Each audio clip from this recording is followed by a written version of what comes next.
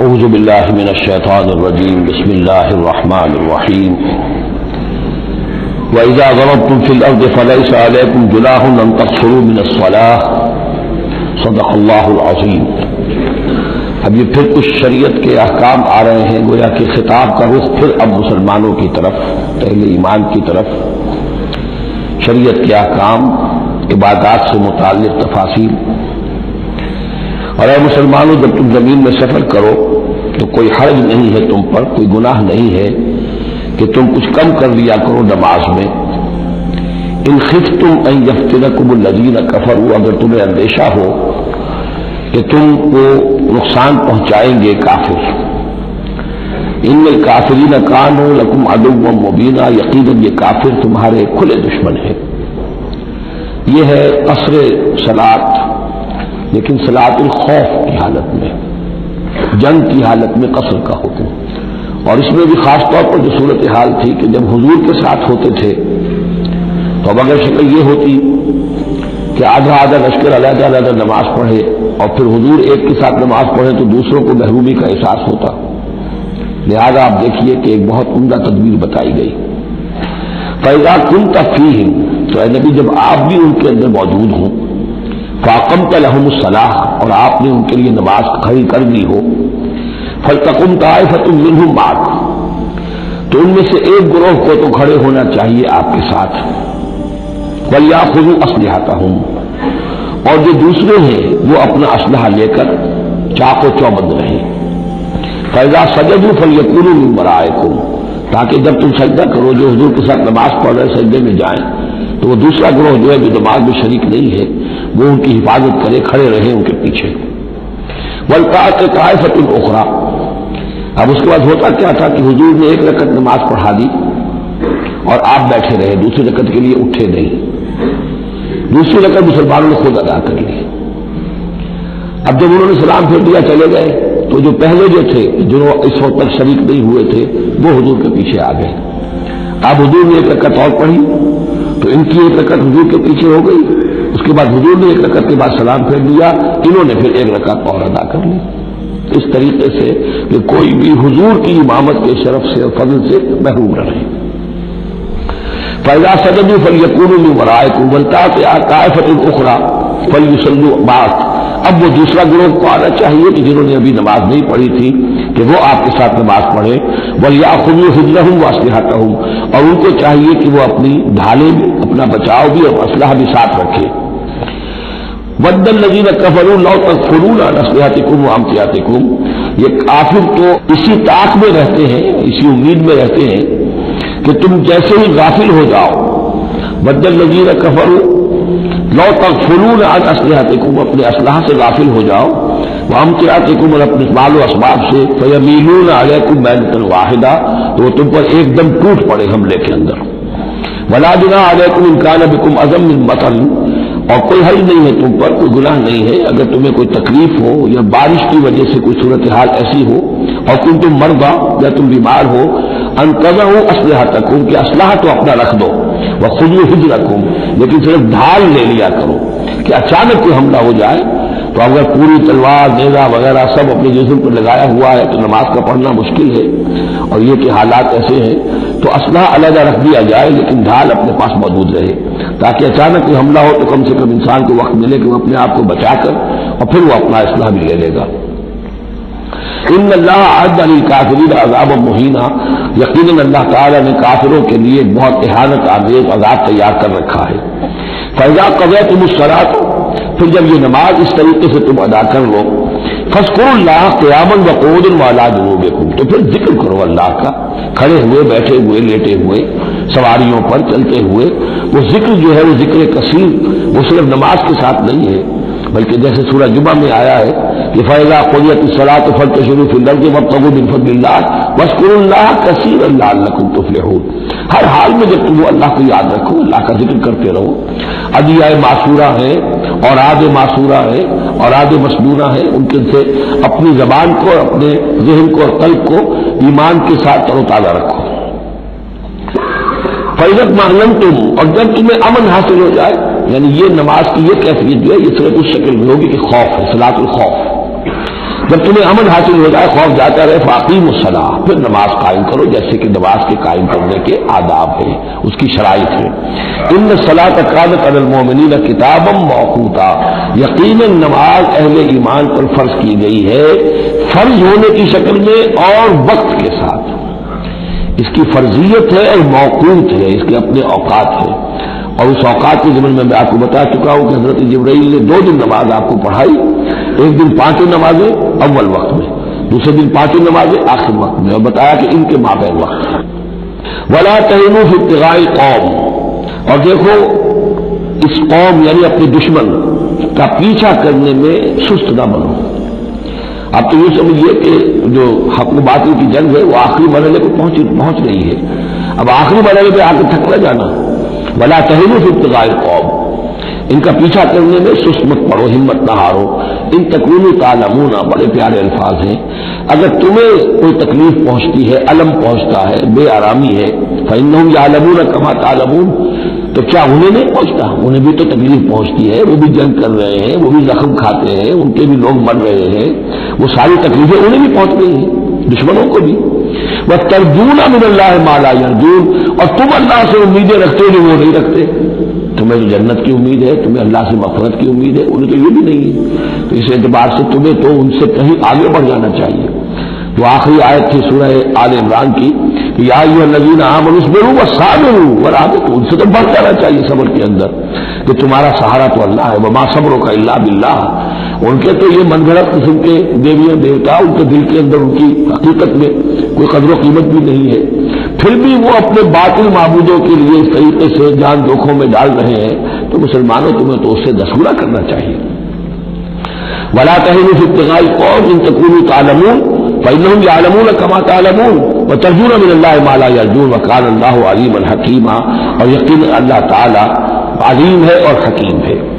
اب یہ چند آیتیں آ گئی اہل ایمان سے خطاب میں، اب پھر کچھ منافقوں کا معاملہ ایک آ رہا ہے۔ انا انزلنا الیک الکتاب بالحق لتحکم بین الناس بما اراک اللہ، اے نبی ہم نے آپ پر کتاب نازل کی ہے حق کے ساتھ، تاکہ آپ لوگوں کے مابین فیصلہ کریں انصاف کے ساتھ، اور جو اللہ نے آپ کو دکھایا ہے، یعنی ایک تو کتاب دی ہے، قانون دیا ہے، ایک آپ کو بصیرت دی ہے، یہ اللہ تعالیٰ کی طرف سے بصیرت کی خاص ظاہر بات ہے کہ ایک جج بیٹھا ہوا ہے اور جج کے پاس سامنے کتاب ہے، فائل ہے، شہادتیں ہیں، گواہیاں ہیں، اب ایک اس کی اپنی ایک چھٹی حص بھی ہوتی ہے، اس کی اپنی جو ہے ایک ججمنٹ بھی ہوتی ہے جس کو کہ وہ بروئے کار لاتا ہے، تو اس کو اللہ کہتا ہے جیسا کہ ہم آپ کو دکھاتے ہیں اس کے مطابق فیصلہ کریں۔ ولا تکن للخائنین خصیما، اور خیانت کرنے والوں کی طرف سے آپ نہ جھگڑے، یعنی ان کی طرف سے وکالت نہ فرمائیں کہ آپ کوئی اگر مسلمان ہے، کہنے کو مسلمان ہے خائن، تو اب اس کی طرفداری جو ہے آپ کو نہیں کرنی ہے۔ اس کا اصل میں ایک واقعہ ہو گیا تھا کہ ایک منافق مسلمان، اس نے کسی مسلمان کے گھر میں چوری کی، نقب لگائی، وہاں سے ایک آٹے کا تھیلا لے لیا، کچھ اسلحہ لے لیا، وہ اپنے گھر تک آیا تو وہ آٹے کی تھیلے کے اندر کہیں سوراخ تھا تو وہ آٹا گرتا گیا، تھوڑا تھوڑا وہ سارا راستہ جو ہے پتہ چل گیا کہ اس کے گھر تک سوراخ پہنچ گیا۔ پھر اسے کچھ خیال آیا کہ ممکن ہے مجھ پر شک ہو جائے، اسے پتہ نہیں تھا کہ یہ آٹا بھی ذرا لاش فاش کر رہا ہے، اس نے یہ کیا اسی وقت جا کر یہودی کے ہاں امانت رکھوا دیا، یہ سامان میری امانت ہے تمہارے پاس، لیکن وہاں بھی وہ نشان جو ہے آٹے کا وہاں بھی پہنچ گیا۔ اب اگلے روز جب تلاش ہوئی اور وہ آٹا جو گرا ہوا تھا راستے میں، اس کو دیکھ کر کھوج لگاتے لوگ پہلے اس کے مکان پر پہنچے، اس نے صاف انکار کر دیا، تلاشی لے لی، چیز نکلی نہیں۔ اب انہوں نے دیکھا تو وہ آگے جا رہے ہیں نشان، وہ وہاں پہنچ گئے، یہودی کے یہاں برآمد ہو گیا، یہودی نے کہا ٹھیک ہے یہ مال ہے، یہ رات رکھے یہاں پر حفاظت کے لیے رکھ گیا تھا۔ اب یہاں پہ جھگڑا ہو گیا کہ اس کے جو قوم کے لوگ تھے، اس کے گھرانے کے لوگ، اس منافق مسلمان کے، ان کا نہیں یہ جھوٹ بولتا ہے، یہ یہودی چور ہے۔ اب وہ یہودی کا اور مسلمان جو منافق تھا اس کا مقدمہ تھا جو حضور کے سامنے آیا، اور پوری قوم، اس کا پورا گھرانہ جو ہے، وہ قبیلہ اس کا جو ہے وہ آ گیا شور مچاتے ہوئے اور قسمیں کھاتے ہوئے، ہمارا یہ آدمی تو بہت نیک ہے، اس پر خام کا یہ جھوٹا الزام لگ رہا ہے اور یہ ہے وہ ہے، یہاں تک کہ کچھ حضور کا دل بھی پسیجنے لگا اس شخص کے بارے میں۔ اس پر یہ آیت نازل ہوئی ہے، خیانت کرنے والے کی طرف سے آپ وکالت نہ کریں، اس کے سہارا نہ بنے، اس کو مدد نہ پہنچائیں۔ ولا تکن للخائنین خصیما، اب خصیمہ بحث کرنے والا، للخائنین، علی الخائنین ہوتا تو خائنوں کے خلاف، لل خائنوں کے حق میں آپ دلیل نہ دیں. واستغفر اللہ، اور یہ جو بھی آپ کی طبیعت میں نرمی پیدا کچھ ہو گئی تھی اس پر اللہ سے استغفار کیجیے. ان اللہ کان غفورا رحیما، یقیناً اللہ تعالیٰ بخشنے والا اور رحیم ہے. ولا تجادل عن الذین یختارون انفسهم، آپ مت جھگڑیے ان لوگوں کی طرف سے جنہوں نے کہ اپنے جانوں کے ساتھ خیانت کی ہے. اب ہم یہ امید لگائے بیٹھے حضور ہماری طرف سے شفاعت کریں گے کہ ہم نے بے ایمانیاں کی ہیں، حرام خوریاں کی ہیں، شریعت کی دجیاں بکھیری ہیں، تو حضور گویا کہ ہماری شفاعت کریں گے. یہاں فرمایا جائے ولا تجادل عن الذین یختارون انفسهم، مت جھگڑیے آپ ان لوگوں کی طرف سے، ان کی طرف سے وکالت مت کیجیے. ان اللہ لا یحب من کان خوانا اثیما، اللہ تعالیٰ کو بالکل پسند نہیں ہے وہ لوگ کہ جو خوان ہو، خیانت کرنے والے اور گناہ گار ہو. یستخفون من الناس ولا یستخفون من اللہ، یہ لوگ شرماتے ہیں اور چھپتے ہیں لوگوں سے، اللہ سے نہیں چھپتے. وَهُوَ مَعَهُمْ إِذْ يُبَيِّتُونَ مَا لَا يَرْضَىٰ مِنَ الْقَوْلِ، حالانکہ جب یہ راتوں کو مشورے کرتے ہیں مسلمانوں کے خلاف، حضور کے خلاف، یہ منافقین کی بات آ رہی ہے تو اللہ تعالیٰ ان کے ساتھ موجود ہوتا ہے. اگر تو ایمان ان کا ہو اللہ پر تو انہیں معلوم ہو کہ اللہ سن رہا ہے ہماری بات. یہ مسلمانوں سے ڈرتے ہیں، خفیہ رکھتے ہیں اپنی باتوں کو. ان بدبختوں کو یہ خیال نہیں ہے کہ اللہ وہ تو ہر وقت ہمارے پاس موجود ہے. وَكَانَ اللَّهُ بِمَا يَعْمَلُونَ مُحِيطًا، اور جو کچھ وہ کر رہے ہیں اللہ اس کا احاطہ کیے ہوئے ہے، یعنی اس کی پکڑ سے یہ کہیں باہر نہیں نکل سکتے. ہاں انتم ہؤلاء جادلتم عنہم فی الحیات الدنیا، اب یہاں پہ اشارہ ہو رہا ہے وہ جو منافق مسلمان تھا چور، اس کے جو گھرانے والے لوگ تھے کہ اے لوگوں تم نے دنیا کی زندگی میں تو ان کی طرف سے جھگڑا کر لیا، یہاں تک کہ حضور کو بھی بتلانے کی حد تک تم پہنچ گئے. ومن یجادل اللہ عنہ یوم القیامہ، قیامت کے دن کون مجادلہ کرے گا اللہ سے. یہاں تم چھڑا بھی لو، حضور کو بھی فرض کیجیے. حضور نے فرمایا، یہ حدیث موجود ہے کہ میرے سامنے کوئی مقدمہ پیش ہوتا ہے تو کوئی ایک فریق زیادہ چرب زبان ہوتا ہے، اپنی بات کو پیش کرتا ہے اور میرے ہاں سے وہ غلط فیصلہ لے جاتا ہے. فرض کیجیے زمین کا کوئی ٹکڑا تھا اور میں نے غلط ڈگری اس کے حق میں دے دی، تو وہ سمجھ لے کہ چاہے میری عدالت سے ڈگری لے کر گیا ہے لیکن وہ جہنم کا ٹکڑا لے کر گیا ہے، زمین کا ٹکڑا لے کر نہیں گیا. تو یہ تو معاملات ہیں کہ جو بھی عدل ہو رہا ہے، فیصلہ ہو رہا ہے، اس میں جو بھی کیسز ہیں، جو بھی گواہیاں ہو رہی ہیں اس کے مطابق فیصلہ کر رہے ہیں. اب ہر وقت تو اللہ تعالیٰ کی طرف سے حضور صلی اللہ علیہ وسلم کے لیے ہر مرحلے پر تو نہیں تھا، جہاں اللہ محسوس کرتا تھا آپ کو متنبع فرما دیتا تھا. ہاں تم ہؤلاء، یہ تمہیں لوگ ہو جادلتم عنہم فی الحیات الدنیا، تم نے بہت جھگڑا کیا ان کی طرف سے، اپنے ساتھی اپنے رشتہ دار کی طرف سے دنیا کی زندگی میں. فمن یجادل اللہ عنہم یوم القیامہ، تو کون ہے جو اللہ سے جھگڑا کر سکے گا ان کی جانب سے قیامت کے دن. اب من یکون علیہم وکیلا، یا کون ہوگا جو اس کا کارساز بن سکے گا، ان کا وکیل بن سکے گا. ومن یعمل سوءا او یظلم نفسہ، اور جو کوئی بری حرکت کرے گا یا اپنے اوپر ظلم ڈھائے گا، ثم یستغفر اللہ، اور پھر اللہ سے استغفار کرے گا، یجد اللہ غفور الرحیم، وہ اللہ کو پائے گا غفور الرحیم. سیدھی روش سے غلطی ہو گئی، خطا ہو گئی، مان لو، یہ دنیاوی سزا ہے وہ بھگت لو، اللہ سے استغفار کرو، آخرت کی سزا سے چھٹکارا مل جائے. اب اس سے بھی آگے ہے معاملہ. ومن یکسب اثما فانما یکسبه علی نفسہ، جو کوئی بھی کوئی گناہ کماتا ہے وہ اپنی جان پر وبال دیتا ہے. وکان اللہ علیما حکیما، اللہ تعالیٰ علیم اور حکیم ہے. ومن یکسب خطیئۃ او اثما ثم یرمی بہ بریئا، اور یہ معاملہ تو بہت بڑھ کر ہے کہ کسی نے کوئی گناہ کمایا، کوئی خطا کی، کوئی غلطی کی، کوئی جرم کیا، پھر اس کی تہمت لگا دی ایسے شخص پر جو بری ہے. یہودی تو بری تھا، اس کو سزا دلوانے کے لیے سب تل گئے. تو ثم یرمی بہ بریئا، جو بری ہے اس سے اس کے کوئی تعلق نہیں، اس کا اس میں کوئی گناہ میں حصہ نہیں. فقد احتمل بہتانا و اثما مبینا، تو اس نے تو اپنے سر پر بہت بڑا طوفان اور بہت کھلا کھلا گناہ کا بوجھ لے لیا ہے. ولولا فضل اللہ علیک، اب یہ حضور سے خطاب ہو رہا ہے کہ اس معاملے میں اگر اللہ تعالیٰ نے بر وقت آپ کو مطلع نہ کر دیا ہوتا، ولولا فضل اللہ علیک ورحمتہ لہمت طائفۃ منہم ان یضلوک، تو ان میں سے ایک گروہ ان منافقین میں سے وہ تو اس کے اوپر تل گیا تھا کہ آپ کو گمراہ کر دے، یعنی آپ سے غلط فیصلہ کروا لے، عدالت محمدی سے ظلم ہو جائے اور وہ جو اصل میں مجرم نہیں تھا، بے گناہ جو یہودی اس کو پکڑ لیا جائے. ولولا فضل اللہ علیک ورحمتہ لہمت طائفۃ منہم ان یضلوک وما یضلون الا انفسہم، حقیقت میں وہ نہیں گمراہ کر رہے مگر اپنے آپ کو. وما یضرونک من شیء، اور اے نبی وہ آپ کو نقصان نہیں پہنچا سکیں گے، یعنی ہم ایسے مواقع پر بر وقت آپ کو مطلع کرتے ہیں. وانزل اللہ علیک الکتاب والحکمہ، اور اللہ نے آپ پر کتاب نازل کی ہے اور حکمت نازل کی ہے، وعلمک ما لم تکن تعلم، اور وہ ساری باتیں آپ کو سکھائی ہیں جو آپ نہیں جانتے تھے، وکان فضل اللہ علیک عظیما، اور یقیناً اللہ کا فضل آپ پر بہت بڑا ہے۔ لا خیر فی کثیر من نجواہم، اب یہ جو منافقین تھے یہ اپنے نجوا کرتے تھے، علیحدہ بیٹھ کے گفتگو کرنا، سرگوشیاں کرنا، اور طرح طرح کے نجوا ہوتے تھے، بیٹھے باتیں بھی کر رہے ہیں، مسکرا بھی رہے ہیں کسی کو دیکھ کر، تاکہ اس کے دل میں خلجان پیدا ہو جائے یہ میرے بارے میں کوئی باتیں کر رہے ہیں، اشارے بھی کر رہے ہیں، تو 100 طرح سے ہتھ کنڈے، یہ ہماری مجلسوں میں بھی ہوتا ہے، یہ سارے معاملات بھی کہ تو انسانی معاشرے کے اندر جیسے ہوتے تھے آج بھی ہوتے ہیں۔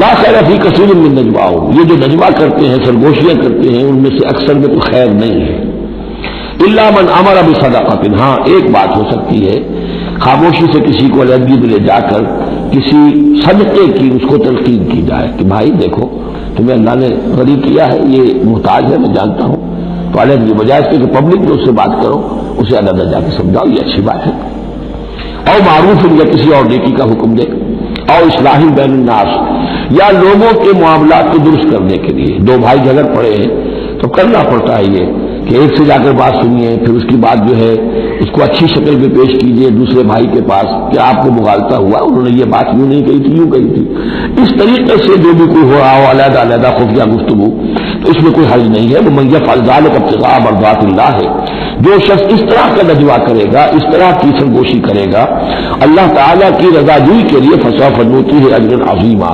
ان کو تو ہم دیں گے بہت بڑا اجر۔ ومن یشاقق الرسول، اور جو رسول کی مخالفت پر تلا ہوا ہے، یہ نجوا کر رہا ہے مخالفت میں، سازشیں، سرگوشیاں، بھڑکا رہا لوگوں کو، دیکھو جی یہ کر دیا، یہ کر دیا، اپنے لوگوں کے لیے یہ کر دیا۔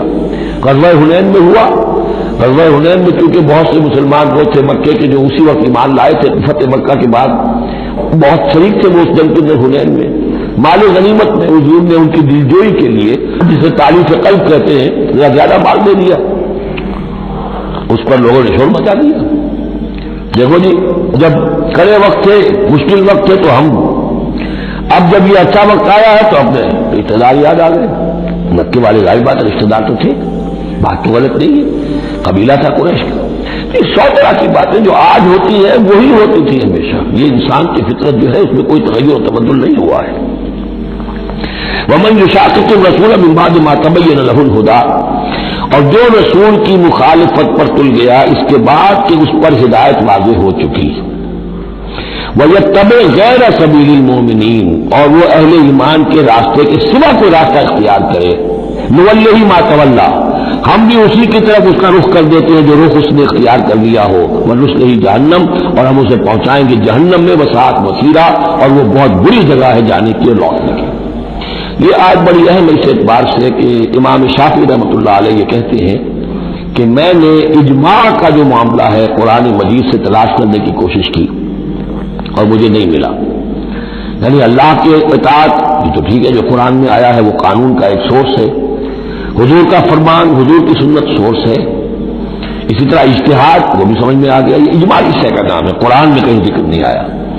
تو کہتے ہیں کہ میں نے 300 مرتبہ پورا قرآن پڑھا شروع سے آخر تک، صرف اس ایک مسئلے کو سامنے رکھ کر کہ مجھے اجماع کے لیے کوئی دلیل قرآن سے ملے، تب اس آیت پر آ کر 301ویں مرتبہ پھر نگاہ جمی، وَيَتَّبِعْ غَيْرَ سَبِيلِ الْمُؤْمِنِينَ، یہ گویا کہ اہل ایمان کا جو راستہ ہے جس پر اجماع ہو گیا اہل ایمان کا، یہ خود اپنی جگہ ایک بہت بڑی سند ہے، اس لیے کہ حضور نے فرمایا میری امت ضلالت پر کبھی جمع نہیں ہوگی، تو جن چیز پر اجماع ہو جائے وہ گویا کہ وہ خود اپنی جگہ پر اس کو ایک حیثیت حاصل ہو جاتی ہے، اوتھینٹسٹی۔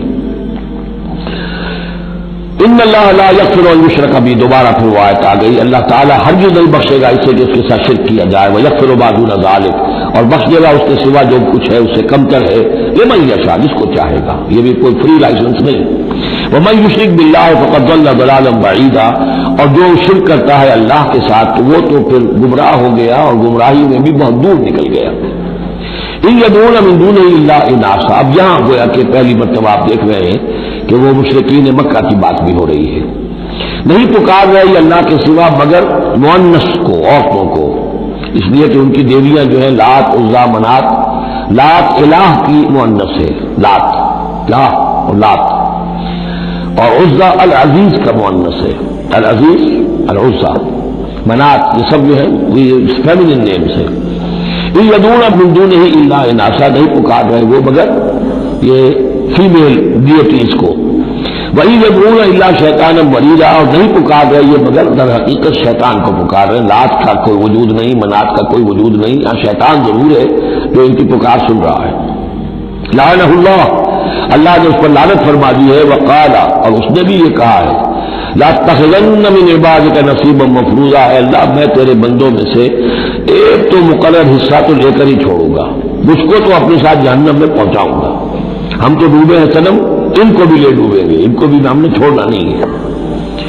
لعنہ اللہ وقال لأتخذن من عبادك نصیبا مفروضا ولأضلنهم، میں تو لازماً ان کو بہکاؤں گا، ولأمنینهم، ان کے دلوں میں بڑی امیدوں کے چراغ روشن کروں گا، بڑے برائٹ کیریئرز ہیں اس میں، بڑی بڑی تمنائیں ہیں، آرزویں ہیں، لگے رہو اسی کام کے اندر۔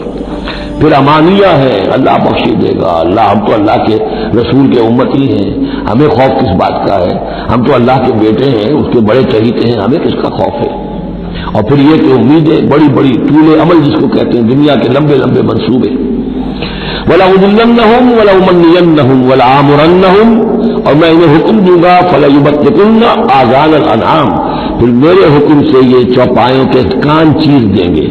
تو میں بتا چکا ہوں سورہ انعام میں یہ باتیں ساری آئیں گی، فلاں کے نام پر ایک اونٹ کو اس کے کان چیر کر جو ہے آزاد کر دیا، اب اسے کوئی چھیڑ نہیں سکتا، اس کا گوشت نہیں کھایا جا سکتا، اس پر سواری نہیں ہو سکتی، فلاں بت کے یا فلاں ڈیٹی کے نام پر اس کو جو ہے چھوڑ دیا گیا ہے۔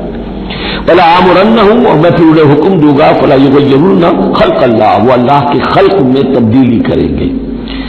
اب جو کچھ آپ دیکھ رہے ہیں کہ مردوں میں عورتوں کے سے انداز، عورتوں میں مردوں کے سے انداز اختیار کرنا، یہ سارا جو کچھ ہو رہا ہے اور اب جو ہو رہا ہے وہ تو یہ سمجھیے جینیٹکس جو ہے، اور اس میں اللہ کی تخلیق میں اب انسان اس جگہ پہنچ گیا ہے کہ وہ اپنا اختیار استعمال کر رہا ہے۔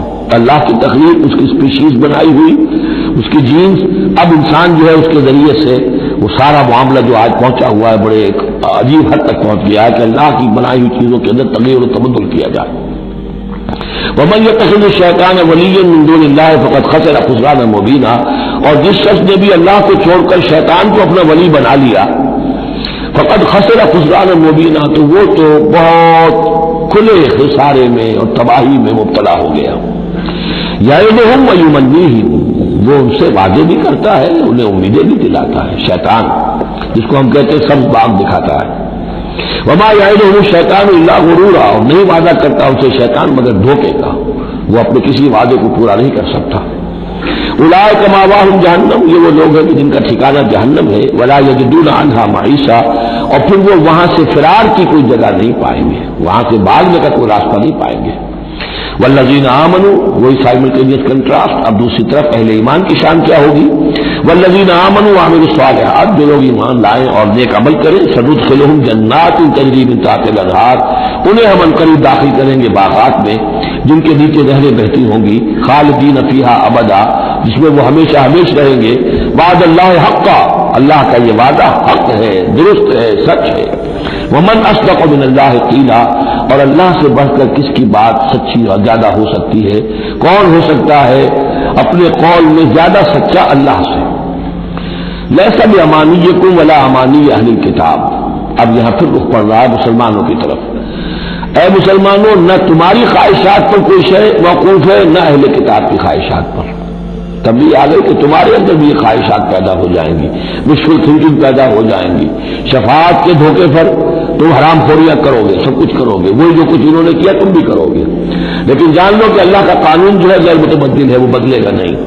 ویسا بھی امانیکم، نہ تمہاری خواہشات سے، وشفل تھنکنگ سے، تمہاری امانی سے، تمہاری تمناؤں سے کچھ ہوگا، ولا امانی اہل کتاب، نہ اہل کتاب کی امانی سے۔ من یعمل سوءا یجز بہ، جو کوئی برا کام کرے گا اس کی جزا اسے مل کر رہے گی۔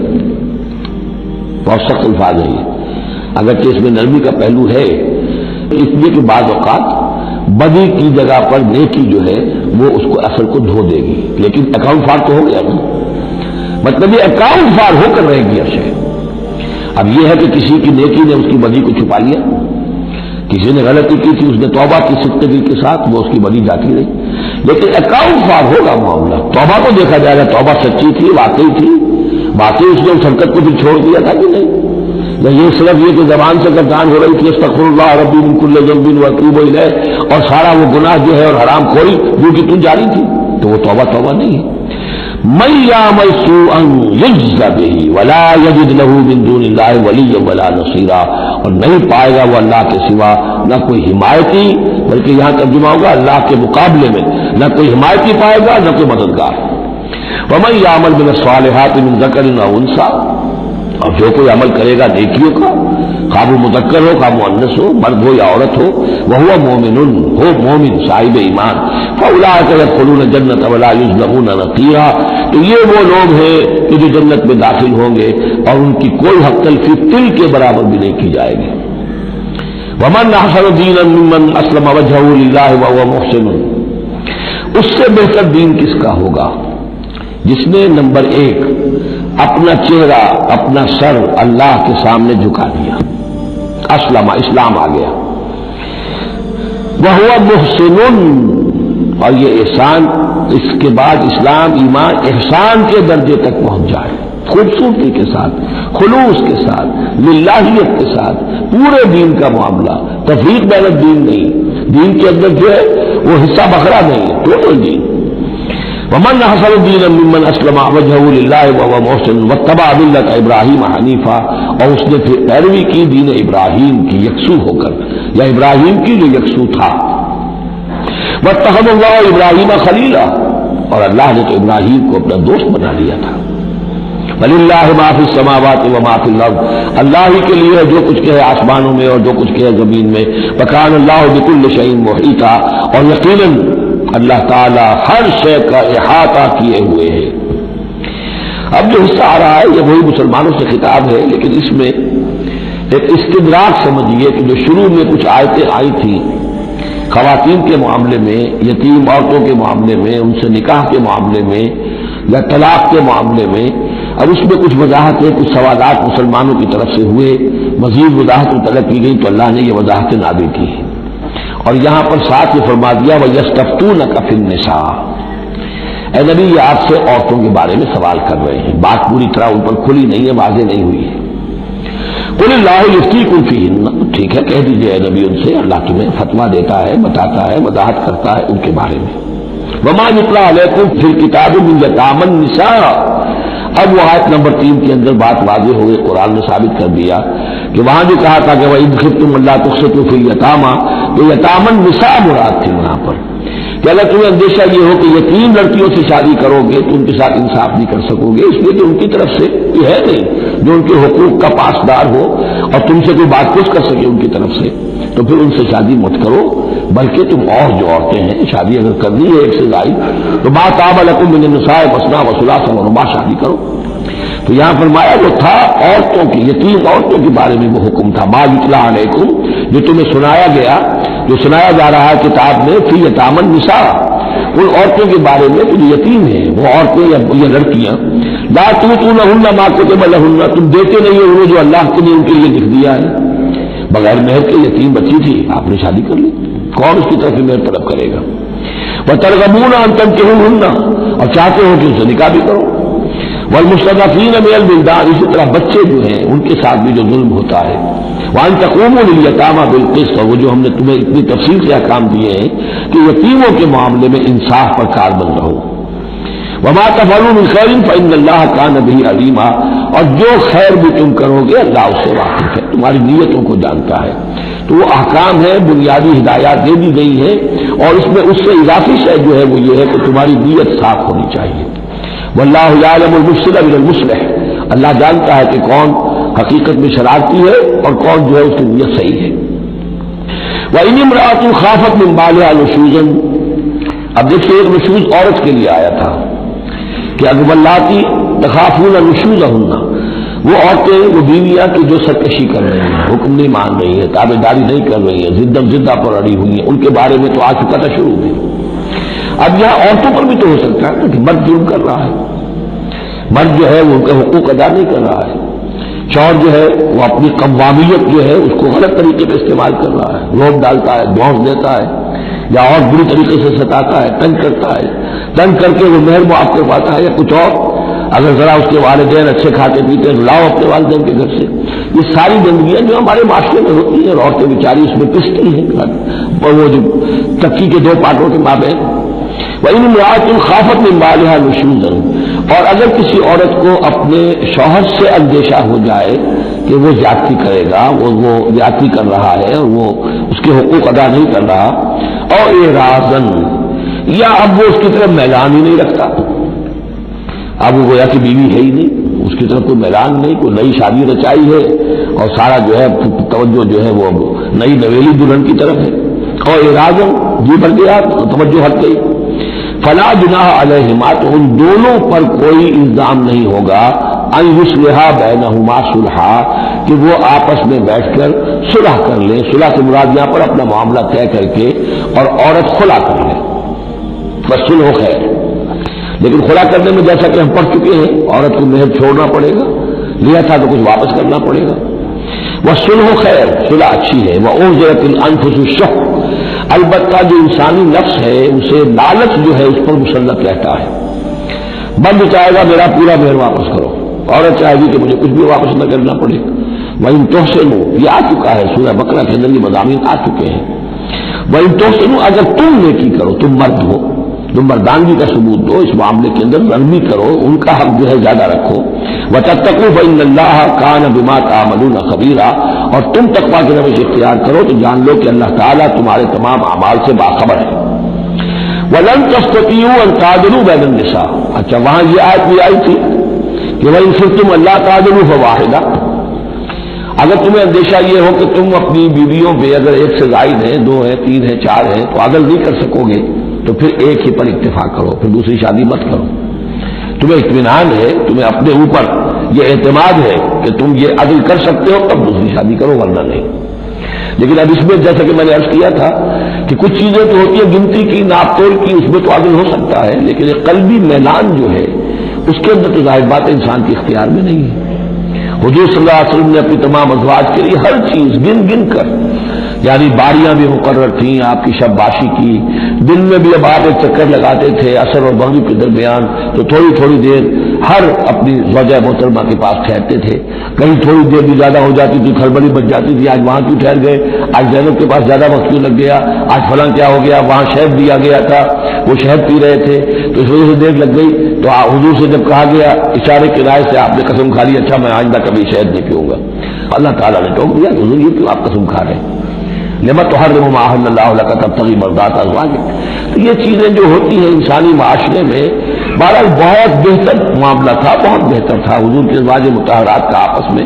لیکن یہ تو بالکل ظاہر بات ہے کہ کچھ نہ کچھ تو شوق ناپا جو ہوتا ہے اس کے کوئی نہ کوئی اثرات تو ہوتے ہیں. یہ عورت کی فطرت ہے، اس کے اندر اختیار بھی نہیں ہے. تو یہ چیزیں جو ہے فرمایا کہ اگر تم ولن تستطیعوا ان تعدلوا بین النساء، تمہارے لیے ممکن نہیں ہے کہ تم عورتوں کے مابین انصاف کر سکو. مراد کیا ہے؟ قلبی میلان. یہ حدیث کے اندر واضح ہو گیا.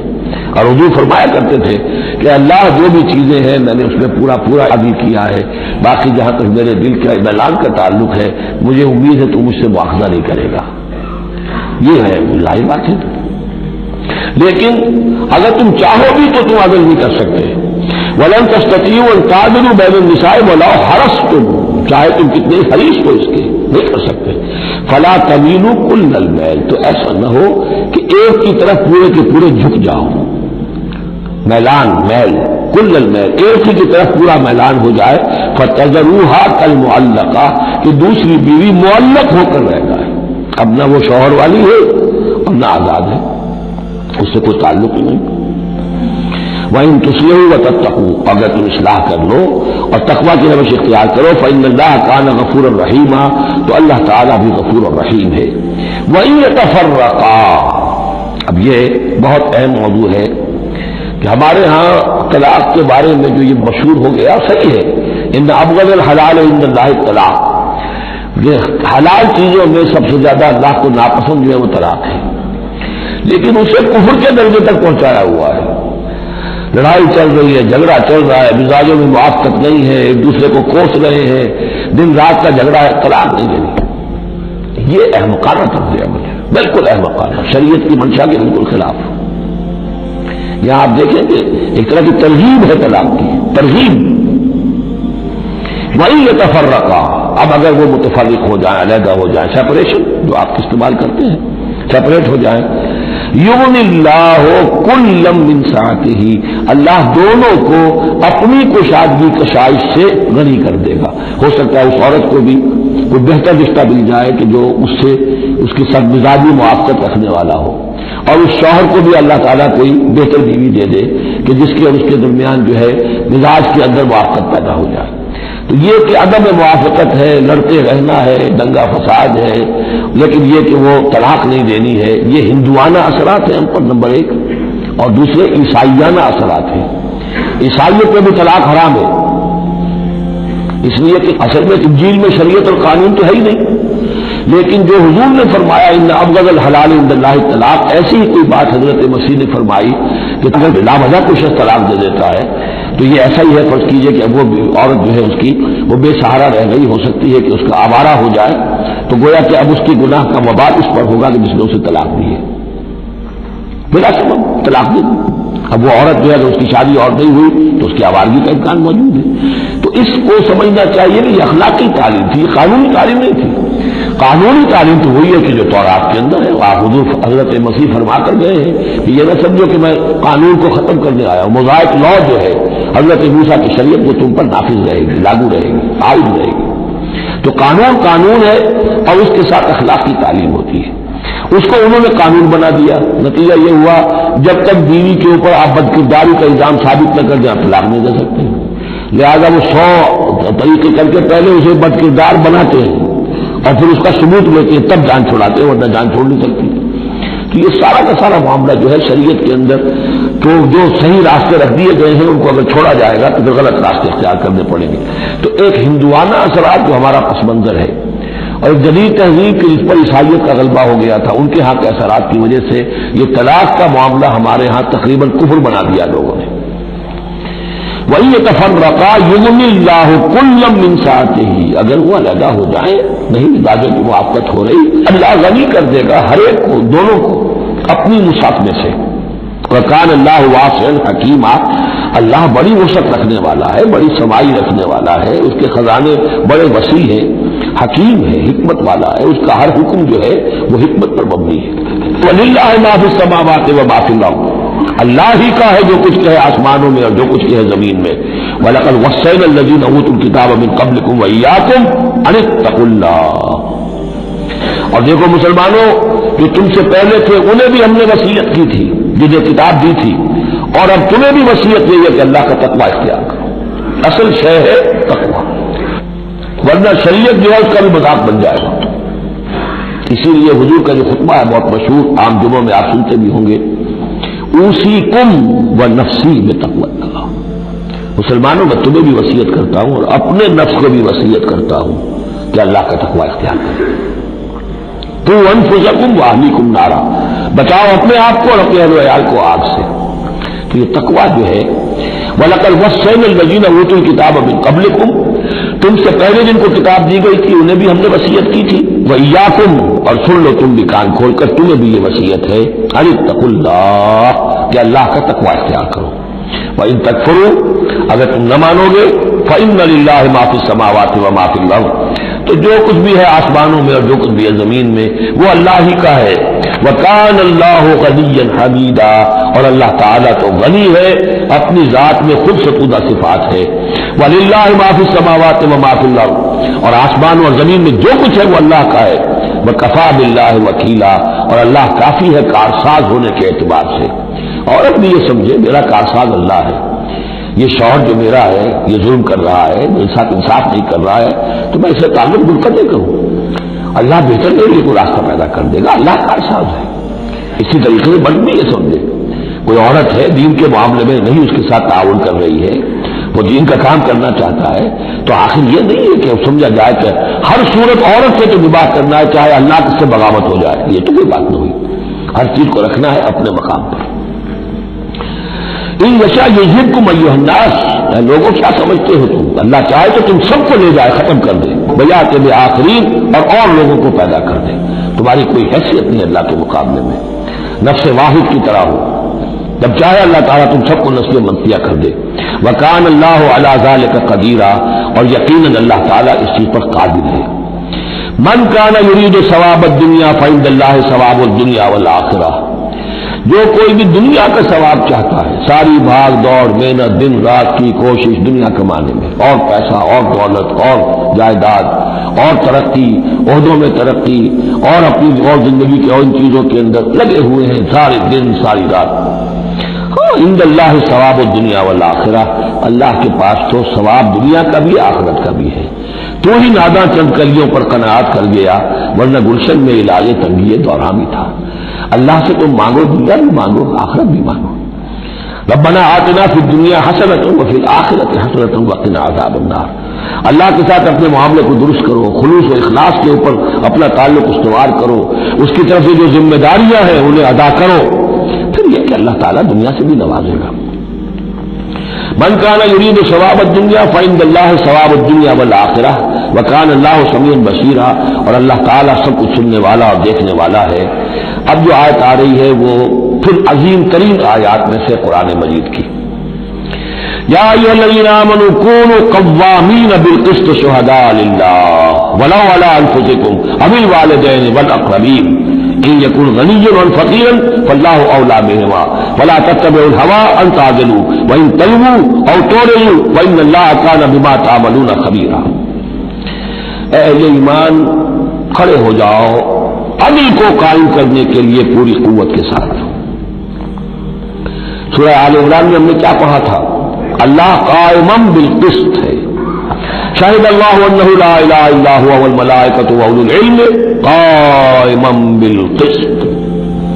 جب اللہ عدل قائم کرنا چاہتا ہے تو اللہ کے اس دنیا میں کارندے کون ہیں؟ اہل ایمان، سپاہی ہیں، اللہ کے سپاہی۔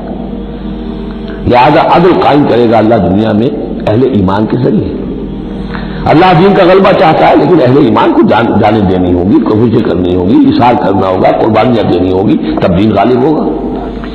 لیکن یہ اندازہ کیجئے کہ کس قدر اہمیت ہے عدل و قسط، یہ جو سوشل جسٹس کا معاملہ ہے، جتنا زور اسلام نے دیا ہے بدقسمتی سے آج کا ہمارا مذہبی طبقہ اتنا ہی اس سے بے بہرا، سرے سے انہیں پتہ ہی نہیں کہ سوشل جسٹس کی بھی کوئی اہمیت اسلام میں ہے۔ قانون کی اہمیت ہے، تعزیرات کی اہمیت ہے، چور کا ہاتھ کاٹو اس کی اہمیت تو معلوم ہے، لیکن یہ کہ اس نظام کو درست کرو، ظلم ختم کرو، ایکسپلائٹیشن ختم کرو، یہ سرمایہ دار جس طریقے سے خون چوس رہے ہیں اور چوس کا جیسے مچھر پھول جاتا ہے ہمارا خون پی کر، اس طرح وہ پھولے ہوئے ہیں، آخر یہ پورا نظام درست کرو نا۔ یہ مشین جو ہے، یہ پورا نظام جو ہے جس میں کہ ڈسٹریبیوشن آف ویلتھ جو ہے اس کا نظام غلط ہے۔ ایک ایسی چکی ہے کہ آٹا پیس کر ایک طرف ڈالتی ہے، دوسری ڈالتی نہیں، ایک طرف بھوک ہے، کاد الفقر یکون کفرا، یہ فقر جو ہے یہ تو کفر تک انسان کو پہنچا دیتا ہے۔ پہلے وہ نظام قائم کرو جس میں عدل ہو، جس میں ضمانت دی گئی ہو کہ ہر شخص کی، ہر شہری کی بنیادی ضروریات کی کفالت ہے، جو نظام خلافت کے اندر ہے۔ پھر کوئی چوری کرے تو ہاتھ کاٹو، ضرور کاٹو، لیکن یہ ہے کہ قانون تو ہمیں معلوم ہے، بحالات موجودہ آپ وہ قانون نافذ کر دیجیے، فائدہ ہوگا حرام خوروں کو، بلیک مارکیٹوں کو، جنہوں نے کہ حرام خوری سے دولت جمع کی ہوئی ہے، چور کا ہاتھ کٹے گا تو وہ پھر پاؤں پھیلا کے سوئیں گے، انہیں ڈر کا رہا، فائدہ انہیں ہوگا۔ اصل چاہیے، میں یہ نہیں کہہ رہا کہ شریعت نافذ نہ کی جائے، معاذ اللہ، لیکن یہ کہ شریعت ہے، دین ہے۔ لا جو ہے وہ سب کرتا ہے سسٹم کو، قانون جو ہے وہ کسی نظام کو قائم کرتا ہے، مضبوط کرتا ہے، سب کرتا ہے، اس کی خدمت کرتا ہے۔ جو سسٹم ہے نظام دین کا، اس کو قائم کرو، اور پھر اس کو قائم رکھنے کے لیے، اسے کنسالیڈیٹ کرنے کے لیے، اسے چلانے کے لیے، اسے مستقل کرنے کے لیے قانون نافذ کرو۔ یہ ہے جو کہ اصول ہے۔ یا ایھا الذین آمنوا کونوا قوامین بالقسط شہداء للہ، یہی مضمون سورہ مائدہ میں بھی آ جائے گا، کل ہم پڑھیں گے انشاءاللہ۔ صرف یہ کہ اس میں ترتیب بدل گئی ہے، یا ایھا الذین آمنوا کونوا قوامین للہ شہداء بالقسط، بس اتنا فرق ہے۔ لیکن اس میں اشارہ ہو گیا کہ اللہ اور قسط گویا کہ مترادف الفاظ ہیں۔ گواہ بن جاؤ اللہ کے، یا گواہ بن جاؤ قسط کے، کھڑے ہو جاؤ اللہ کے لیے یا کھڑے ہو جاؤ انصاف کے لیے۔ معلوم ہوا اللہ اور قسط یہ مترادف ہے. یا ایھا الذین آمنوا کونوا قوامین بالقسط شہداء للہ ولو علی انفسکم. خواہ یہ انصاف کی بات تمہارے اپنے خلاف جا رہی ہو، ابی الوالدین یا تمہارے والدین کے خلاف جا رہی ہو، والاقربین کا تمہارے قرابت داروں کے خلاف جا رہی ہو. تمہارا تعلق عدل کے ساتھ، انصاف کے ساتھ، قسط کے ساتھ ہے، رشتہ داری کے ساتھ نہیں. ان یکن غنیا اور فقیرا، ایک چور دروازہ یہ ہوتا ہے تو خیر حق تو اس کا نہیں بنتا ہے، لیکن یہ غریب ہے، چلو میں اس کے حق میں فیصلہ کروں. نہیں، ان یکن غنیا اور فقیرا فاللہ اولیٰ بہما. چاہے وہ شخص غنی ہے یا فقیر ہے، دونوں کا پشپنا اللہ ہے، دونوں کا کفیل اللہ ہے. تم نہیں ہو کفیل، تمہیں فیصلہ کرنا ہے جو صحیح ہے، جو عدل پر ہے، جو انصاف پر ہے، وہ فیصلہ کرنا ہے. کسی کی جانبداری نہیں. وہ جانبداری نہ باپ کی کرنی ہے، نہ ماں کی کرنی ہے، نہ بھائی کی کرنی ہے، نہ خود اپنی کرنی ہے. یا ایھا الذین آمنوا کونوا قوامین بالقسط شہداء للہ. اللہ کے گواہ بن کر کھڑے ہو جاؤ اللہ کے حق میں. دیکھیے شہادت اعلیٰ، لوگوں پر گواہی، اور شہادت للہ، اللہ کے لیے گواہی. یہواز وٹنسز، اللہ کے گواہ. یہ تو ہمیں ہونا چاہیے، اللہ کے گواہ بن کر کھڑے ہو جائے. ہر حق بات جو اللہ کی طرف سے اس کے علم بردار ہو، اور اس حق کو قائم کرنے کے لیے تن من دھن لگانے کے لیے اپنے آپ کی کمر کس لیں. وَلَوْ عَلَىٰ أَنفُسِكُمْ وَبِالْوَالِدَيْنِ وَالْأَقْرَبِينَ إِن يَكُنْ غَنِيًّا أَوْ فَقِيرًا فَاللَّهُ أَوْلَىٰ بِهِمَا. ان کا خیر خواہ اللہ ہے. فَلَا تَتَّبِعُوا الْهَوَىٰ، تو دیکھو خواہشات کی پیروی نہ کرو. أَن تَعْدِلُوا، مبادا تم عدل سے ہٹ جاؤ کہ تم عدل نہ کرو، خواہشات کی پیروی کر کے عدل سے برگشتہ ہو جاؤ. وَإِن تَلْوُوا أَوْ تُعْرِضُوا، اگر تم زبانوں کو ادھر ادھر مروڑے گے، بات جس کو آپ کہتے ہیں کہ اپنے الفاظ جو ہیں ان کو انسان جو ہے چون یور ورڈز، تو اس طریقے سے کہ بات کہنا بھی چاہتے ہیں کہہ بھی نہیں پا رہے ہیں، حق بات جو ہے زبان سے نکالنا نہیں چاہتے، غلط بات نکل نہیں رہی ہے. ان تلووا اور تعرضوا، یا تم اعراض کرو گے، بچ جاؤ گے، منہ موڑ لو گے. فإن اللہ کان بما تعملون خبیرا، تو اللہ تعالیٰ جو کچھ تم کر رہے ہیں اس سے پوری طرح باخبر ہے، اللہ بے خبر نہیں ہے. اس کے بعد اب جو مضمون آ رہا ہے وہ شاید اس سورہ مبارکہ کا اہم ترین مضمون ہے. یا ایھا الذین آمنوا آمنوا باللہ ورسولہ والکتاب الذی نزل علی رسولہ والکتاب الذی انزل من قبل. اے ایمان والو، ایمان لاؤ اللہ پر اور اس کے رسول پر، اور اس کتاب پر جو اس نے نازل فرمائی اپنے رسول پر، اور اس کتاب پر جو اس نے پہلے نازل فرمائی. ایمان والو، ایمان لاؤ، چھ معنی دار. ایک ایمان ہے اقرار باللسان، وہ تو تمہیں حاصل ہے، وہ تمہیں موروثی طور پر حاصل ہو گیا. مسلمان ماں باپ کے گھر میں پیدا ہو گئے، وہ ایمان مل گیا. یا یہ کہ اس وقت پورا قبیلہ اسلام لا رہا ہے، ان میں پکے بھی تھے، کوئی کچے بھی آ گئے، انہوں نے بھی کہا اشہد ان لا الہ الا اللہ اشہد ان محمد رسول اللہ. وہ ایمان ایک درجے میں تو حاصل ہو گیا. یہ ہم پڑھ چکے ہیں کہ کوئی تمہیں اگر راستے میں ملا ہے اور وہ اپنا اسلام ظاہر کرتا، آپ کہہ نہیں سکتے کہ تم مومن نہیں ہو. تو ایمان کا ایک درجہ تو وہ ہے، قانونی درجہ ہے، کہ جس نے کہا اشہد ان لا الہ الا اللہ واشہد ان محمد رسول اللہ، وہ مومن ہے. لیکن کیا حقیقی ایمان یہی ہے؟ نہیں. ایمان کیا ہے؟ یقین قلبی. یا ایھا الذین آمنوا آمنوا باللہ ورسولہ، ایمان لاؤ اللہ پر. اب ہم ترجمہ کریں گے، یوں کہیں گے ایمان لاؤ اللہ پر جیسے کہ ایمان لانے کا حق ہے، مانو رسول کو جیسے کہ ماننے کا حق ہے. اور یہ اسی وقت ادا ہوگا جب اللہ اور اس کے رسول پر ایمان دل میں کھب گیا ہو. جیسے صحابہ کے بارے میں فرمایا گیا سورہ حجرات میں، وَلَٰكِنَّ اللَّهَ حَبَّبَ إِلَيْكُمُ الْإِيمَانَ وَزَيَّنَهُ فِي قُلُوبِكُمْ. اللہ نے ایمان کو تمہارے نزدیک محبوب بنا دیا، تمہارے دلوں میں کھبا دیا.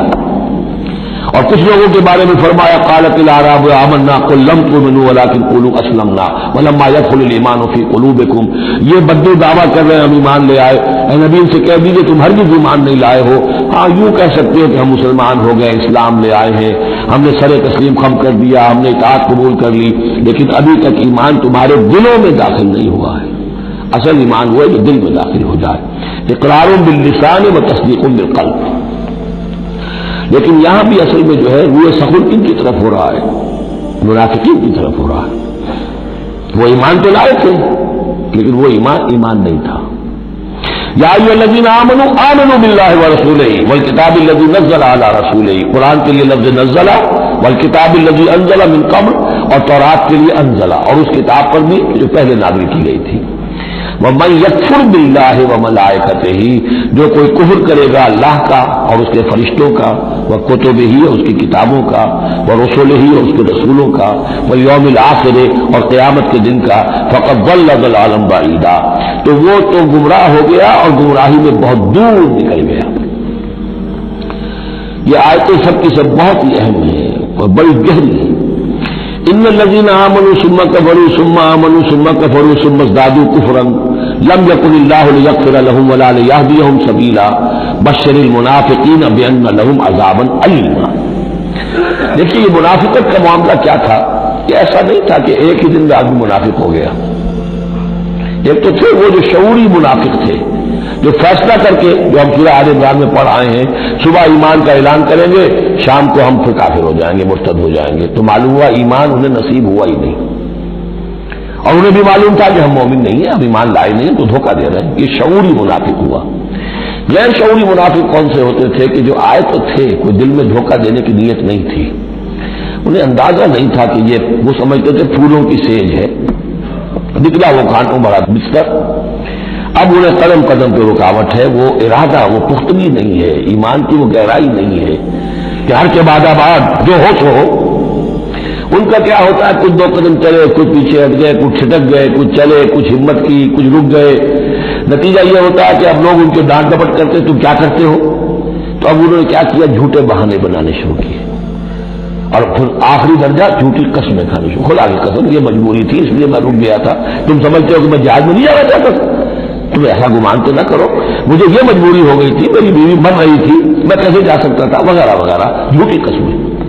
تو یہ جو ہے معاملہ ایمان اور کفر کا، یہ یوں چلتا رہتا ہے۔ اگرچہ اوپر جو ہے وہ پردہ تو ایمان کا ہے، کافر تو وہ ہوا ہی نہیں، اسلام لے آیا تھا، مومن ہے، اور وہ ارتداد کا اس نے اعلان نہیں کیا، لیکن اب ایمان کی طرف آیا، پھر کفر کی طرف گیا، پھر ایمان کی طرف آیا، پھر کفر کی طرف گیا۔ یہ مذبذبین بین ذالک، آسیلیشن جو ہے یہ ہوتی رہتی ہے۔ اور اس کی بہترین مثال کیا ہے، کبھی اگر کسی کو آپ نے دریا میں، کسی تالاب میں ڈوبتے دیکھا ہو، نیچے گیا پھر آیا ذرا اوپر، پھر گیا پھر آیا، پھر گیا تو گیا، بالکل وہ نقشہ ہے جو یہاں ہے۔ ان الذین آمنوا ثم کفروا، کفر سے مراد نفاق ہے، کفر قانونی نہیں، کفر حقیقی، کفر معنوی، کفر باطنی، اندر ہی اندر ہو رہا ہے سب کچھ جو ہو رہا ہے۔ انہوں نے انکار اور اعلان کیا ہی نہیں ہے، اسلام سے انکار نہیں کیا، کفر کا اعلان نہیں کیا، یہ اندر ہو رہا ہے اس کی شخصیت کے باطن میں۔ ان الذین آمنوا ثم کفروا ثم آمنوا ثم کفروا، ایمان لائے پھر کفر کیا، پھر ایمان لائے پھر کفر کیا، ثم ازدادوا کفرا، پھر کفر میں بڑھتے چلے گئے۔ لم یکن اللہ لیغفر لہم، اللہ تعالیٰ ایسے لوگوں کو مغفرت کرنے والا نہیں ہے، ایسے لوگوں کی مغفرت کرنے والا نہیں ہے، ولا لیہدیہم سبیلا، اور نہ ایسے لوگوں کو وہ راستہ دکھائے گا۔ اگلی آیت میں کھول دیا کہ یہ کن کا تذکرہ ہے، بشر المنافقین بان لہم عذابا علیما، اے نبی ان منافقوں کو بشارت دے دیجئے کہ ان کے لیے دردناک عذاب۔ یہاں تو آنا ہے تو یکسو کے آؤ، ریزرویشن رکھ کر مت آؤ۔ وَلَنَبْلُوَنَّكُمْ بِشَيْءٍ مِّنَ الْخَوْفِ وَالْجُوعِ وَنَقْصٍ مِّنَ الْأَمْوَالِ وَالْأَنفُسِ وَالثَّمَرَاتِ، کان کھول کر آؤ۔ لَتُبْلَوُنَّ فِي أَمْوَالِكُمْ وَأَنفُسِكُمْ وَلَتُسْمَعُنَّ مِنَ الَّذِينَ أُوتُوا الْكِتَابَ مِن قَبْلِكُمْ وَالَّذِينَ أَشْرَكُوا أَذًى كَثِيرًا، تمہیں سننی پڑے گی، ساری تلخ باتیں سننی پڑیں گی، کڑوے بھوت کرنے پڑیں گے، قدم قدم پر آزمائشیں آئیں گی۔ در رہے منزل لیلا کے خطر ہاس بسے، شق اول قدم ہی نہ اس کے مجموع باشی۔ بشر المنافقین، تنزیہ انداز ہے، ان منافقوں کو بشارت دے دیجیے محمد صلی اللہ علیہ وسلم کہ ان کے لیے بہت دردناک عذاب ہے۔ الذین یتخذون الکافرین اولیاء من دون المؤمنین، ان کی ایک شان یہ بھی تھی کہ وہ جو کفار تھے ان کو دوست بناتے تھے، وہ چاہتے تھے نا don't keep all your eggs in one basket, بالکل یکسو مسلمانوں کے ساتھ ہو جاؤ، کیا پتا ہے کل پلڑا جو ہے بدل جائے، تو کفار کے ساتھ بھی keep some good office with them also، کچھ نہ کچھ ان کے ساتھ رہے معاملہ کہہ سکے وقت کے اوپر، تو دوستیاں رکھتے تھے۔ الذین یتخذون الکافرین اولیاء من دون المؤمنین، اہل ایمان کو چھوڑ کر ان کو دوست بناتے ہیں اور ان کو اپنا پشپنا بناتے ہیں۔ ایبتغون عندہم العزہ، کیا وہ ان کے اس قرب میں اور ان کی محفلوں میں جا جا کر عزت چاہتے ہیں؟ عزت کی تلاشی ہے۔ امریکہ جانا، کلنٹن صاحب سے ملنا بہت بڑا اعزاز ہے، اتنی بڑا اعزاز مل گیا تو یہ عزت ہی ہے جو انسان ڈھونڈنے کے لیے، اور اس کے لیے کروڑوں روپیہ خرچ ہوتا ہے، اس کے لیے جو بھی لابنگ ہوتی ہے، اس کے لیے وہ چند منٹ کی ملاقات کے لیے وہ بھی، اور کچھ اس سے حاصل ہو نہ ہو، باقی جو پالیسیاں ان کی چلتی رہتی ہیں وہ تو جو بھی ان کا CIA کر رہا ہے یا کوئی اور پینٹاگون کر رہا ہے وہ تو بیٹھا ہوا ہے فگر ہے، جس کے سوا کچھ بھی نہیں۔ الذین یتخذون الکافرین اولیاء من دون المؤمنین یبتغون عندهم العزة للہ جمیعا، عزت کل کی کل اللہ کے اختیار میں ہے، کہاں عزت ڈھونڈ رہے ہو؟ وقد نزل علیکم فی الکتاب، اور یہ بات تم پر نازل کی جا چکی ہے کتاب میں، یہ سورہ انعام کی آیت نمبر 68 ہے، جس میں روکا گیا مسلمانوں کو کہ جب تم دیکھو کہ کافر لوگ جو ہے استہزاء کر رہے ہیں، قرآن کا مذاق اڑا رہے ہیں، تو کم سے کم یہ ہے، اب مکے کی آیت ہے وہ، اس میں مسلمانوں میں اتنا زور تو نہیں تھا کہ ان کو چپ کر سکتے زبردستی، لیکن یہ کم سے کم یہ کرو کہ وہاں بیٹھو مت، وہاں سے چلے جاؤ، احتجاجاً جو ہے وہاں سے رخصت ہو جاؤ، پھر وہاں بیٹھو نہیں، اگر بیٹھے رہو گے تو ہو سکتا ہے تمہاری غیرت کے اندر کچھ کمی آتی چلی جائے، تمہاری جو حص جو ہے وہ پھر کند پڑ جائے۔ تو اسی کا حوالہ دیا جا رہا ہے، وقد نزل علیکم، اللہ اتار چکا ہے تم پر فی الکتاب، اسی کتاب میں قرآن میں، ان اذا سمعتم آیات اللہ یکفر بہا، جب تم سنو کہ اللہ کی آیات کا کفر کیا جا رہا ہے، وہ یستہزأ بہا، اور ان کا مذاق اڑایا جا رہا ہے، فلا تقعدوا معهم، تو ان کے ساتھ مت بیٹھو، حتیٰ یخوضوا فی حدیث غیرہ، یہاں تک کہ پھر وہ کسی اور بات میں لگ جائے، پھر دوبارہ آ جاؤ، کوئی حرج نہیں، کوئی اور بات ہے اس لیے دوبارہ ان کو کوئی نے تبلیغ کرنی ہے، ان سے گفتگو کرنی ہے، تعلق منقطع نہیں کرنا، لیکن جب وہ یہ حرکت کر رہے ہیں تب ان کے قریب مت بیٹھو۔ انکم اذا مثلہم، اگر تم بھی بیٹھے رہو گے اس وقت اسی حالت میں ان کے ساتھ تو پھر تم بھی ان جیسے ہو جاؤ گے۔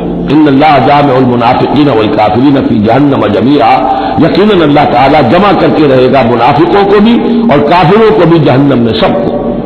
الذین یتربصون بکم، وہ جو تمہارے لیے ایک انتظار کی حالت میں ہیں، دیکھنا چاہتے ہیں، دیکھیے اونٹ کس کروٹ بیٹھتا ہے، تیل دیکھو، تیل کی دھار دیکھو، آخری فتح مسلمانوں کو ہوتی ہے یا کفار کو ہوتی ہے، دونوں کے ساتھ کچھ نہ کچھ تعلقات رکھو تاکہ وقت جو بھی ہو، جو بھی صورتحال سچویشن جو بھی ہو جائے، ہم اس کے اندر اپنے بچاؤ کی کوئی شکل کر لیں۔ تو الذین یتربصون بکم، وہ تمہاری بات میں ہے، منتظر ہیں، سوچ رہے ہیں۔ فَإِن كَانَ لَكُمْ فَتْحٌ مِّنَ اللَّهِ، تو اگر تمہیں فتح مل جاتی ہے اللہ تعالیٰ کے فضل و کرم سے، قَالُوا أَلَمْ نَكُن مَّعَكُمْ، وہ آ جائیں گے، ہم بھی تو آپ کے ساتھ تھے، مسلمان تھے، ہمارا بھی حصہ نکالیے مال غنیمت میں سے۔ وَإِن كَانَ لِلْكَافِرِينَ نَصِيبٌ، اور اگر کوئی حصہ پہنچ جائے کافروں کو، کوئی فتح ہونے وقتی طور پر حاصل ہو جائے، ان کا پڑنا بھاری ہو جائے، قالوا، تو وہ کہے کہ اپنے ان کافر ساتھیوں سے، أَلَمْ نَسْتَحْوِذْ عَلَيْكُمْ، کیا ہم نے آپ کا گھیراؤ نہیں کر لیا، کیا ہم نے آپ کو بچایا ہوا تھا کہ یہ مسلمان جو ہے، ہم تو اوٹ بنے ہوئے تھے اصل میں، آپ سمجھتے ہیں مسلمانوں کے ساتھ ہو کر ہم جنگ کرنے آئے تھے؟ نہیں، ہم اس لیے آئے تھے کہ مسلمانوں کے حملوں سے آپ کو بچائیں۔ أَلَمْ نَسْتَحْوِذْ عَلَيْكُمْ وَنَمْنَعْكُمْ مِنَ الْمُؤْمِنِينَ، انہوں نے بچایا ہے آپ کو مسلمانوں سے۔ فاللہ یحکم بینکم یوم القیامہ، تو اللہ ہی فیصلہ کرے گا تمہارے مابین قیامت کے دن۔ ولن یجعل اللہ للکافرین علی المؤمنین سبیلا، اور اللہ تعالیٰ کافروں کو اہل ایمان کے مقابلے میں راہیاب نہیں کرے گا۔ ان المنافقین یخادعون اللہ وهو خادعهم، یہ منافق اللہ کو دھوکہ دینے کی کوشش کر رہے ہیں اور اللہ انہیں دھوکہ دے رہا ہے۔ وَإِذَا قَامُوا إِلَى الصَّلَاةِ قَامُوا كُسَالَىٰ، جب نماز کے لیے بھی کھڑے ہوتے ہیں تو کثرت بندی کے ساتھ کھڑے ہوتے ہیں، طبیعت میں بشاشت نہیں ہوتی۔ یراؤون الناس، لوگوں کو دکھاوے کے لیے، وَلَا يَذْكُرُونَ اللَّهَ إِلَّا قَلِيلًا، اور نہیں ذکر کرتے حقیقت میں اللہ کا مگر بہت کم۔ بارک اللہ لی ولکم فی القرآن العظیم ونفعنی وإیاکم بالآیات والذکر الحکیم۔